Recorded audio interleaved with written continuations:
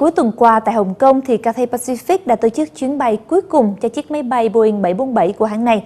Trong bối cảnh các hãng hàng không đang chuyển sang đặt hàng những chiếc máy bay tiết kiệm nhiên liệu hơn, thì chiếc 747 không còn là sự lựa chọn tối ưu. Hàng chục người đã tụ tập tại đỉnh núi Victoria để xem chuyến bay cuối cùng của Cathay Pacific Boeing 747. Sau chuyến bay này, chiếc 747 sẽ nằm lại tại sân bay khai thác, vốn đã đóng cửa vào năm 1998 và nay trở thành một kho đậu máy bay. Nhiều cựu kỹ sư của Cathay Pacific đã tổ chức tiệc chia tay chiếc máy bay này trên đỉnh Victoria, Hồng Kông, chẳng hạn như ông Jim Dow. Ông đã sống ở Hồng Kông 19 năm và từng là kỹ sư hàng không của hãng Cathay Pacific. Hồi năm 1990, tôi đã chứng kiến lễ đón máy bay Boeing 747 với Cathay. Hôm nay, tôi chứng kiến chiếc 747 cuối cùng cất và hạ cánh.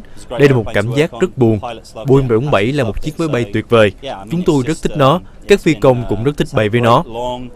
Tương tự như Cathay Pacific, các hãng hàng không khác cũng đã dần nói lời tạm biệt với máy bay 4 động cơ Boeing 747 để chuyển sang dòng 2 động cơ tiết kiệm chi phí hơn.